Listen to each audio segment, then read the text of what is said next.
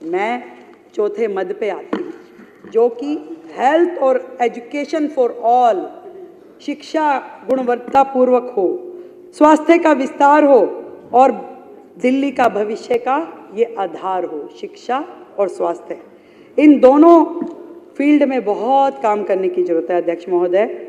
स्वास्थ्य और शिक्षा किसी भी राष्ट्र की सबसे महत्वपूर्ण नींव होती है, लेकिन बीते वर्षों में दिल्ली के लोग ना तो बेहतर इलाज पा सके, ना बेहतर शिक्षा। एजुकेशन मॉडल की बड़ी बड़ी बातें करने वाले, सच्चाई विपरीत ही दिशा में गई। अस्पतालों की लंबी कतारें, जांच के लिए महीनों का इंतजार और स्कूलों में गिरता स्तर, उस बदहाल व्यवस्था की तस्वीर थी जो वादे और दिखावों में उलझी रही। केवल वादे और दिखावे और कुछ नहीं। और दिल्ली की स्वास्थ्य सेवा को बदहाल करके विश्व स्वास्थ्य संगठन के अनुसार, मैं बताना चाहती हूँ कि WHO के अनुसार 1000 की आबादी पे 5 अस्पतालों में 5 बेड उपलब्ध होने चाहिए। 1000 की आबादी पे कि 5 तो हों कम से कम। पर दिल्ली इतनी निर्भागी है कि केवल 2-2.5 बेड की एवरेज मिलती है। ये दिल्ली का स्वास्थ्य मॉडल है जो पिछली सरकारों ने प्रस्तुत किया।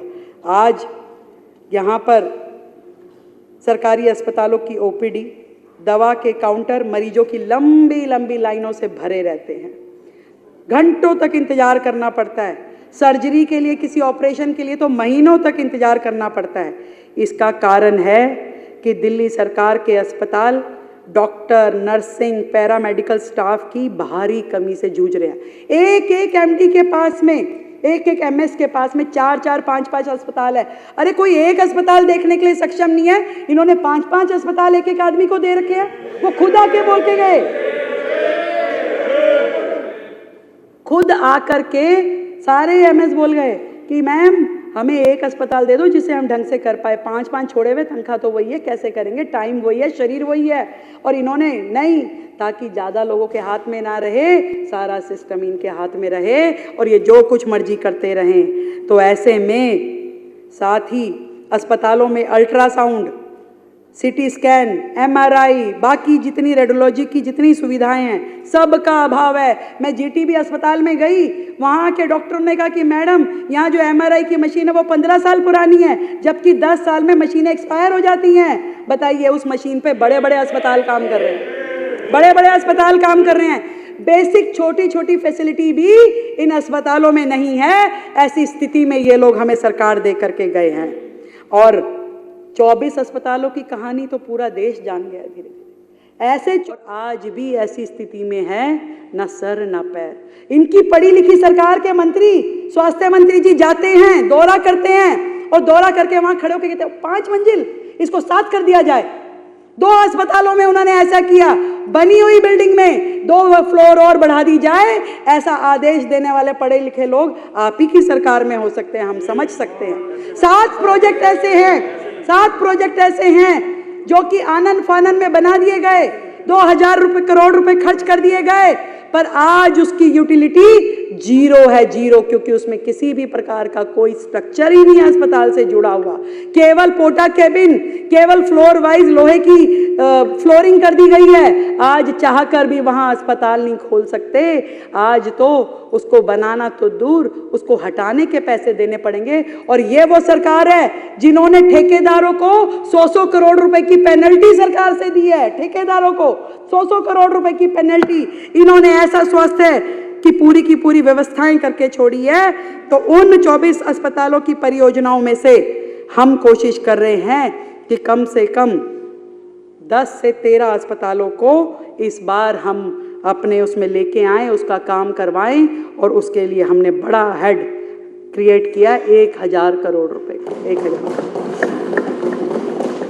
हमारी सरकार का लक्ष्य है कि दिल्ली के हर नागरिक को, अमीर हो या गरीब, युवा हो या बुजुर्ग, महिला हो या पुरुष, सभी को सुलभ, सस्ती और उच्च गुणवत्ता वाली स्वास्थ्य सेवाएं मिले। और इस लक्ष्य को हम अपने स्वास्थ्य बुनियादी ढांचे को मजबूत करके ही पा पाएंगे। इसलिए हमने स्वास्थ्य को मजबूत करने की दिशा में बड़े प्रयास किए हैं। और इन स्वास्थ्य सेवाओं को निश्चित करने के लिए जो पॉलिसीज़ का लेके आना है उन सारी पॉलिसीज़ को लेके जाएगा और पूरे के पूरे सिस्टम को हम लोग मॉडर्नाइज करके उस सिस्टम के साथ जोड़ेंगे ताकि हर पेशेंट का रिकॉर्ड हमारे पास रहे। अब कागज़ों में धांधलेबाजी नहीं चलेगी कि पेशेंट जो होगा, जितना इलाज होगा, जितनी दवाइयाँ दी जाएगी, पेमेंट केवल उतनी होगी। कागज़ों पे ये जो भ्रष्टाचार करते थे उसको पूरी तरीके से रोका जाएगा। और बजट 2025-26 के प्रस्तावों में प्राथमिक स्वास्थ्य सेवाओं के विस्तार के लिए, बुनियादी ढांचे को मजबूत करने के लिए, डिजिटल स्वास्थ्य को बढ़ावा देने के लिए वो सारे काम किए जाएंगे। अध्यक्ष जी, मैं बात कर रही थी आयुष्मान योजना की भी। इस बार 400 हेल्थ वेलनेस सेंटर और आयुष्मान आरोग्य मंदिर की स्थापना के साथ बेहतर प्राथमिक स्वास्थ्य सुविधाएं सुनिश्चित करने के लिए स्वास्थ्य और वेलनेस सेंटर, आयुष्मान आरोग्य मंदिर का विस्तार करने के लिए 320 करोड़ रुपए की लागत का प्रस्तावित व्यय है। साथ ही पीएम अभीम योजना के लिए, जिसके अंतर्गत क्रिटिकल केयर ब्लॉक और जो डायग्नोसिस सेंटर है उसको मजबूत किया जाएगा, उसमें 1600 करोड़ और 1666 करोड़ रुपए का व्यय प्रस्तावित किया गया है। इसके अलावा हमारी सरकार PMJAY के तहत वित्तीय सुरक्षा की कवरेज देने के लिए 147 करोड़ रुपए का आवंटन हमने तय किया है। स्वास्थ्य सेवाओं को डिजिटल बनाने के लिए आयुष्मान भारत डिजिटल मिशन के लिए हमने 10 करोड़ रुपए का आवंटन प्रस्तुत किया है। हम बेहतर अकाउंटेबिलिटी के लिए हेल्थ रेगुलेशन को अपडेट करने की दिशा में तेजी से काम कर रहे हैं। ऑल्टरनेटिव हेल्थ केयर की दिशा में काम करते हुए हम दिल्ली राज्य आयुष सोसाइटी का भी क्रियान्वयन करने वाले हैं। बजट में पूंजीगत परियोजनाओं के लिए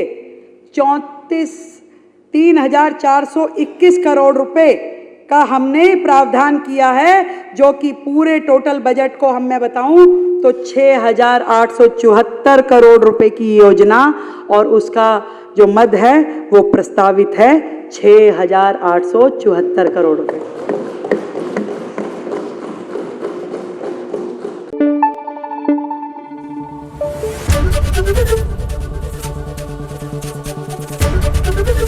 ABP न्यूज आपको रखे आगे।